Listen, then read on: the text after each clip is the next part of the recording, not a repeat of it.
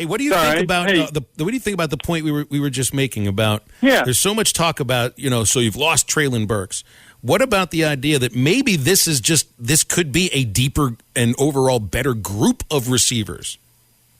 Well, I think there's something to that, but I think you're leaving out one of the main guys. Malik Hornsby is definitely going to be a factor at wide receiver, and he can do the same things taking off the top of the defense, and is just an unbelievable talent. So you're gonna move him around and do some things with him that you probably were doing with Burks. His speed is just electric, and you put him at quarterback, you put KJ at wide receiver. I mean, it's just like he's a beast out there. He's the same kind of matchup that you had with Burks. In other words, a big, long, strong, powerful guy. Almost like a tight end body. They're going to do some things that you probably hadn't even thought of, and we didn't see them in the spring because they didn't want to show them in the spring. They had some closed practices, so I think Kendall Briles will have some fun with this group of personnel, and I think the other part about this offense is that they're going to grind on you, and they have guys that will grind, powerful running backs, but also have home run speed. In that Sanders and AJ Green, I think you're going to like Rashad Dubinion. So just remember, offense evolves. You don't plug and play guys. Okay, we don't have another Treylon Burks. Well, nobody else does either. But they do still have some home run guys in the Hornsby and KJ and Sanders and Green. And, I'm interested to see what Dominic Johnson looks like. I think he's, an elite back too. So they got elite players. They just maybe don't have a Burks this year. Yeah, but I mean, bringing a guy in like Landers who's experienced, who's played in the SEC, it might not have been that. He was effective a little bit his second year there at Georgia. Big, tall, older. I know he's like, what is he, 22 years old? So he's kind of grown into his body already. I mean, this really feels like a really nice get.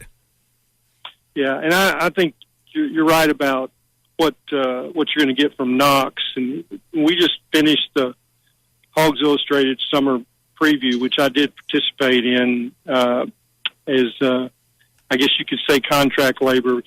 So my name is still publisher and editor on one more magazine, and talked with the coordinators at length and kind of went through it. And back to, I think they're done bringing in wide receivers unless somebody surprisingly just shows up. But they would take another defensive line. It was 2 defensive linemen and 1 wide receiver. That's the way I understood it from Sam Pittman. Yeah, that's the way I got it too. You got the defensive tackle that transferred in from Georgia Tech, and now Matt Landers. And I'd read there's a JUCO defensive lineman that's considering Arkansas, so I think that's the direction they're going. Clay Henry's joining us in another segment too. Brought to you by WT Equipment. Formerly, they were, they are WT Equipment. They're now open in their new location in Springdale. Used to be Williams Tractor. You're going to remember the WT aspect of that. It's on the east side of Interstate 49 between the Don Tyson and Johnson exits. WT Equipment is an authorized New Holland agriculture dealership. They carry a large selection of new and pre-owned inventory, so when you're ready to invest in a new tractor or other ag equipment, just stop by WT Equipment in Springdale or visit them online at WTEquip.com. We can take texts during the next segment, 877-377-6963. Clay Henry still with us after this. Clay, I'd seen earlier this morning that Larry Lacewell passed away at the age of 85. Longtime head football coach at Arkansas State, athletic director there too. Of course, he was the director of scouting for the Cowboys for years. Had long relationships, friendships with Jerry Jones, with Barry Switzer, Jimmy Johnson, and the like. This was one of the most important names in football history in the state of Arkansas, and a lot of other places too. And I know somebody that you counted as a friend. Yeah, what I would say about Larry, first of all, elite storyteller. That's my kind of guy. You know that. He was, I got to the Tulsa World just as he had left in Oklahoma, but we became friends. And my favorite story, and it changed the face of college football. He stumbled on the Selman brothers. Now, you think, how do you stumble on the Selman brothers at Eufaula, Oklahoma?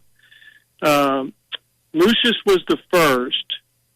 There were three. They ended up all three playing together at Oklahoma, and they formed a defensive line that you talk about Barry Odom's rush 3, drop 8. Well, if your three are the Selman brothers, you can literally drop 8 because the three are going to get to the quarterback. But Lucius was going to Colorado. Oklahoma and Oklahoma State had not offered him. He was a tailback, fancied himself as Jim Brown, was not considered a defensive tackle.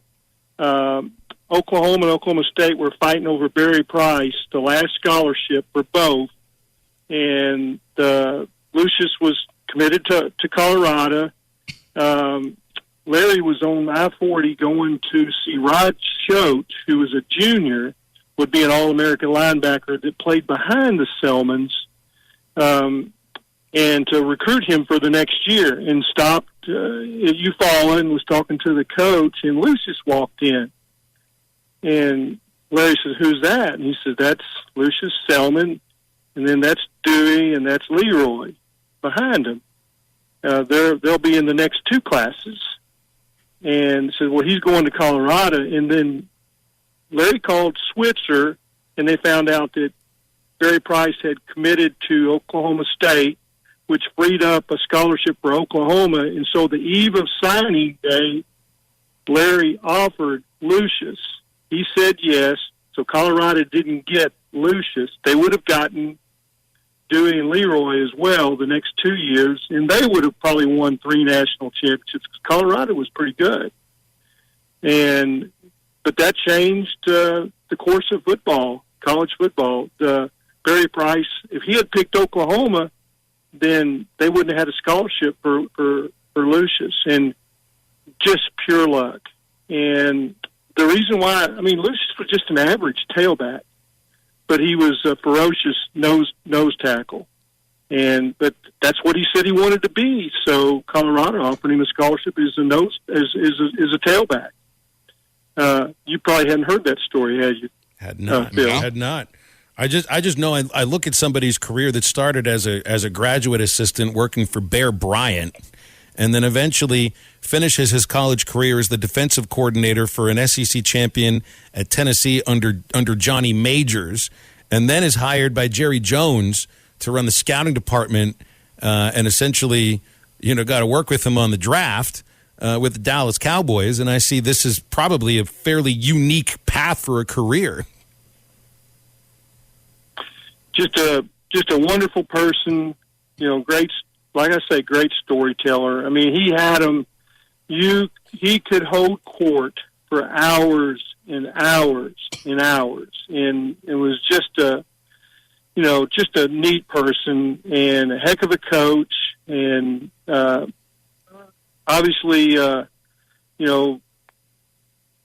a good judge of talent and knew players when he saw them, and Barry Switzer trusted him to say yes, on a 2-minute conversation on, the first of the Selman brothers. And that's the kind of relationship they had, and the trust that Switzer had for Lacewell. Those were the guys that knew how to so-called beat the bushes, It's like with the old term bird dog scout. I don't know if that gets thrown around too much any longer, but, those were the guys that knew the little secretive places to find talent where nobody else could find them. Are there still places like that in the country? Because everything seems like it's industrial when it comes to recruiting and really scouting for football talent overall. Well, I think what you just can't miss. What I'm saying is you can't not go someplace. You got to go and you've got to hit every place and make all the phone calls. And a guy like Jim Washburn was really good at that. He'd get on US 59 at Texarkana and drive to Beaumont, and he'd hit every school on the way. And some of those guys were 3-stars, and he brought them back to Arkansas, and that led to some really good players. But I think you just have to get out and work. You cannot recruit sitting at your desk. It's just not the way it works. And same thing I hear from salespeople, Clay. You know it. You've probably heard that. You dealt with salespeople your entire career too. It's like you never see them in the office because they know boss don't want to see them there in the office. It's the same with scouts too. Don't stay in the office. No, I mean they need to be wearing out trucks and cars. They need to be wearing them out. And if they're not, then something's well, I mean, you don't really have to worry about that with salespeople. Just look at the numbers. And the numbers tell you either they're selling or they're not. And if they're not selling, then you need to change. And I went through some salespeople in the early days of Hogs Illustrated, and there were a couple of them, they thought they could just mail out letters and get stuff in the pipeline. I know you got to go ask for the money. You got to get in a home and ask that mama, I want your son. I'll turn him into a man. You have to do that. Lacewell was a good recruiter. And Switzer had nothing but good recruiters. Sam Pittman has nothing but good recruiters. And if they're not signing good players, then you got to change. And that's what Sam showed that he would do. I mean, he wants to be loyal to his guys, but I mean, the most person that you be loyal to is your wife, and the way you be loyal is you make that money, right? So, I always get tickled when somebody says that coach didn't play the best player. When he plays the best player because the only way to win is to play the best player. And if you don't win, you don't have a job. Exactly, Clay. The coach got a vendetta against me crowd. I've never understood. If you deserve to be on the field, you'd be on the field. That's right. Yeah.